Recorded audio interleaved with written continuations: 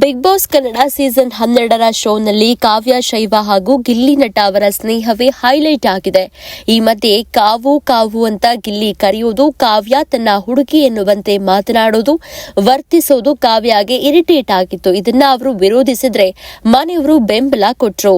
Big boss ಮನೆಯಲ್ಲಿ ಕಾವ್ಯಾಳನ್ನ ನಾನು ಮಾತ್ರ ನಗಿಸಬಹುದು, ಅವಳು ನನ್ನ ಜೊತೆ ಮಾತ್ರ ಡ್ಯಾನ್ಸ್ ಮಾಡಬೇಕು ಅಂತ ಹೇಳೋದು, ವೀಕೆಂಡ್ ಎಪಿಸೋಡ್ನಲ್ಲಿ ಕೂಡ ಕಿಚ್ಚ ಸುದೀಪ್ ಮುಂದೆ ಪ್ರೇಮ ನಿವೇದನೆ ಮಾಡೋದು ಮಾಡ್ತಾ ಇದ್ರು. ಇದೆಲ್ಲವೂ ತಮಾಷೆ ಎನ್ನುವುದು ಎಲ್ರಿಗೂ ಗೊತ್ತಿದೆ.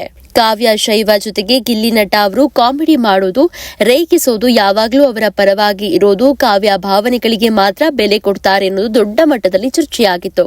ಬಿಗ್ ಬಾಸ್ ಟಾಸ್ಕ್ ಕೊಟ್ಟಾಗ ಅಥವಾ ನಾಮಿನೇಷನ್ ಇದ್ದಾಗ ಅನೇಕ ಸ್ಪರ್ಧಿಗಳು ಈ ಮಾತುಗಳನ್ನ ಆಡಿದ್ದೂ ಇದೆ.